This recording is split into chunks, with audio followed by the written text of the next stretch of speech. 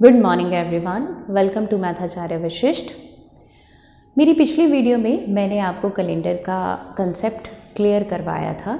मैंने आपको बताया था कि कोई भी पर्टिकुलर ईयर को कैसे चेक किया जाता है कि कोई भी पर्टिकुलर ईयर एक लीप ईयर है या फिर ऑर्डिनरी ईयर है। अगर गिवन ईयर जो है 4 से एग्जैक्टली डिविजिबल है तो वो लीप ईयर है, अदरवाइज ऑर्डिनरी ईयर है। और फिर मैंने आपको क्लियर करवाया था सेंचुरी ईयर के बारे में कि सेंचुरी ईयर का कैसे पता करें कि वो सेंचुरी ईयर जो है वो लीप ईयर है या नहीं है। तो सेंचुरी ईयर को 400 से डिवाइड करके हम देखते हैं कि गिवन सेंचुरी ईयर जो है अगर एग्जैक्टली डिविजिबल है 400 से तो वो लीप ईयर है, अदरवाइज लीप ईयर नहीं है। और फिर एक चीज़ और मैंने आपको समझाई थी कि ज़रूरी नहीं है कि लीप ईयर जो है वो 4 साल के बाद आए, क्योंकि हम शुरू से बचपन से यही सुनते आ रहे हैं कि लीप ईयर जो है हर 4 साल के बाद आता है। लेकिन एक टाइम ऐसा भी होता है कि लीप ईयर 8 साल के बाद आता है। और वो टाइम कौन सा होता है? जब एक ऐसा सेंचुरी ईयर दो लीप ईयर के बीच में आ जाए जो कि लीप ईयर नहीं है। अगर आपको ये चीज़ क्लियर नहीं है तो मेरी आप पिछली वीडियो देख सकते हैं, उसमें मैंने एक एक चीज़ बहुत बारीकी से आपको समझाई है। और अब हम आज इससे आगे का कंसेप्ट समझेंगे। बेटा, मैं पहले भी कहती हूँ कि कोई भी चैप्टर करने के लिए कंसेप्ट बहुत ज़रूरी होता है। कंसेप्ट आपको बहुत अच्छे से पता होना चाहिए चैप्टर का, तभी फिर क्वेश्चंस करने में प्रॉब्लम नहीं आती। तो आज हम उसके आगे की चीज़ें सीखेंगे। अभी कई बार क्या पूछा जाता है आपको लीप ईयर का। लीप ईयर का कैसे क्या पूछा जाएगा कि जैसे कुछ ईयर दे दिए जाएंगे, जैसे आपको कहा जाएगा कि 6 साल में लीप ईयर जो है वो कितनी बार आता है। 10 साल में लीप ईयर कितनी बार आता है। 15 साल में लीप ईयर कितनी बार आता है। ठीक है, तो जब इस तरह से आपको पूछा जाए कि 6 साल, 10 साल, 15 साल, 20 साल, ठीक है, इस तरह से आपको पूछा जाएगा तो आपने क्या करना है, आपने 6 को 4 से डिवाइड करना है। ठीक है, अब जब 6 को 4 से डिवाइड करेंगे तो ये 1 पे जाएगा, 4 1s are 4। ठीक है, पहले हम क्या देखते हैं लीप ईयर का कि देखो चीज़ें ना थोड़ी सी कंफ्यूजिंग हो जाएंगी, बट उनको पॉइंट्स जो हैं वो आप अलग अलग नोट कर लीजिए। सबसे पहला पॉइंट ये कि लीप ईयर का कैसे पता चलता है। लीप ईयर का पता चलता है, अपनी लैंग्वेज में नोट्स बनाओ, अपनी लैंग्वेज में लिख लो कि लीप ईयर का कैसे पता लगेगा। लीप ईयर का पता लगेगा जब हम किसी पर्टिकुलर ईयर को 4 से डिवाइड करके देखेंगे। ठीक है, पहला पॉइंट। दूसरा पॉइंट, किसी सेंचुरी ईयर का कैसे पता लगेगा। सेंचुरी ईयर का पता लगेगा जब हम सेंचुरी ईयर को 400 से डिवाइड करके देखेंगे। जैसे मैं बता रही हूँ आप अपनी नोटबुक में एज इट इज़ लिख लीजिए, ताकि आप अगर कल को अपनी नोटबुक खोलें तो आपको कोई प्रॉब्लम ना हो कंसेप्ट को क्लियर करने में। ठीक है, अभी तो क्या होता है ना, जब चैप्टर चल रहा होता है माइंड में, जब हम चीज़ें सीख रहे होते हैं तो बड़ी आसानी से चीज़ें समझ आने लगती हैं और चैप्टर के क्वेश्चन सॉल्व होने लगते हैं। ठीक है, लेकिन जब हफ्ता 10 दिन का ब्रेक आ जाता है उसी चैप्टर के लिए तो ये चीज़ें थोड़ी सी मुश्किल लगती हैं। क्यों लगती है कि कई बार दिमाग से कंसेप्ट निकल जाता है और जब हम अपनी नोटबुक खोलते हैं तो अगर हमने उसके बारे में डिटेल नहीं लिखी हुई है तो वो चीज़ें हमारे माइंड में एकदम से नहीं आती। तो एक एक चीज़ पूरी डिटेल में लिखिए कि लीप ईयर का कैसे पता लगता है, सेंचुरी ईयर का कैसे पता लगता है कि वो लीप ईयर है या नहीं है। अब तीसरी बात ये है कि ऐसे पूछा जाएगा 6 साल में लीप ईयर कितनी बार आता है।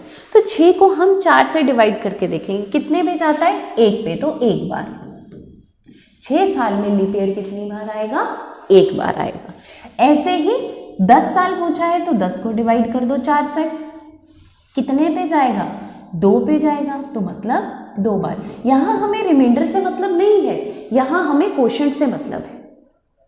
ठीक है, ऐसे ही 15 साल में कितनी बार आएगा, 4 से डिवाइड कर दीजिए तो कितनी बार आ जाएगा, 3 बार।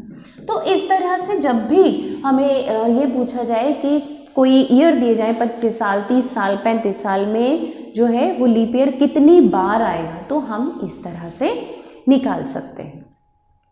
ठीक है, लेकिन कई बार हमें क्या पूछा जाता है, पर्टिकुलर ईयर गिवन होते हैं। जैसे मैं पूछ लूँ कि 2012 से 2030 के बीच में, 2012 से 2030 के बीच में लीप ईयर कितनी बार आएगा, तो वहां पे हमें ईयर काउंट करने पड़ते हैं।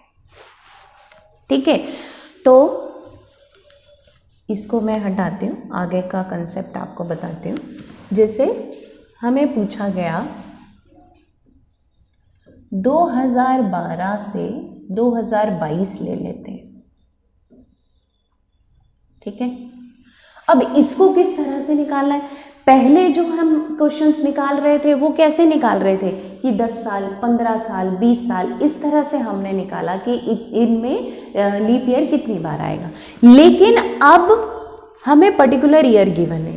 कैसे गिवन है, अब हमें इनके बीच में पूछ लिया गया कि 2012 से 2022 के बीच में लीप ईयर कितनी बार आएगा। अब यहाँ पे हमें ईयर काउंट करने पड़ेंगे। है तो यहाँ 10 साल, 10 साल की अगर बात करें तो 4 से डिवाइड होता है, जाता है 2 पे, तो 2 बार आना चाहिए, लेकिन ऐसा नहीं है। जब इस तरह से आपको क्वेश्चन पूछा जाता है तो हमने जवाब देना कैसे है, हमें काउंट करना पड़ेगा। एक तो 2012 ही खुद लीप ईयर है, 12, उसके बाद लीप ईयर क्या आएगा, 16, उसके बाद लीप ईयर कब आएगा, 20। तो यहां पे लीप ईयर कितनी बार आया, 3 बार।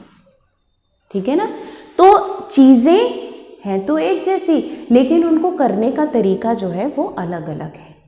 अगर हमें ये पूछा जाए कि 10 साल में, 15 साल में, 20 साल में, 25 साल में लीप ईयर कितनी बार आएगा, तो किस तरह से निकालना है ये मैंने आपको बताया। ठीक है, अगर हमें पर्टिकुलर ईयर दिए गए हैं और उनके बीच में पूछा गया है कि लीप ईयर कितनी बार आएगा, तो तब हमें लीप ईयर जो है वो काउंट करने पड़ते हैं। क्लियर हो गई मेरी बात आपको। अब इससे अगला स्टेप क्या है, इससे अगला स्टेप है,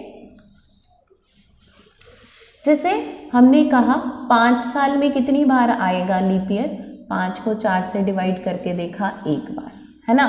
तो ऐसे ही अगर मैं बात करूं कि 100 साल में, ठीक है, 100 साल की सीधी बात कर रही हूँ आपके साथ कि 100 साल में लीप ईयर कब आएगा, तो 100 को जब हम 4 से डिवाइड करके देखते हैं तो ये तो जाता है 25 में, तो इसका मतलब 25 बार लीप ईयर आना चाहिए।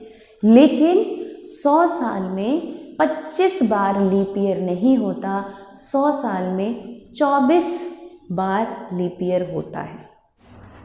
100 साल में लीप ईयर जो है वो 25 बार आना चाहिए, लेकिन आता कितनी बार है, वो 24 बार आता है। और इसके पीछे भी एक रीज़न है जो कि हम अपनी नेक्स्ट वीडियो में सीखेंगे कि किन कारणों की वजह से 100 साल में लीप ईयर जो है वो 24 बार आता है, ना कि 25 बार।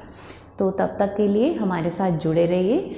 अगर किसी ने हमारे चैनल को सब्सक्राइब नहीं किया है तो प्लीज़ हमारे चैनल को सब्सक्राइब कीजिए, ताकि स्टडी मटेरियल से सारी जुड़ी हुई जो नोटिफिकेशन है वो आप तक पहुंचती रहे। और प्लीज़ बेल आइकन को भी ज़रूर प्रेस कीजिएगा, क्योंकि हम जब भी वीडियो अपलोड करें तो आपके पास हमारी वीडियो की नोटिफिकेशन आ जाए। Thank you so much.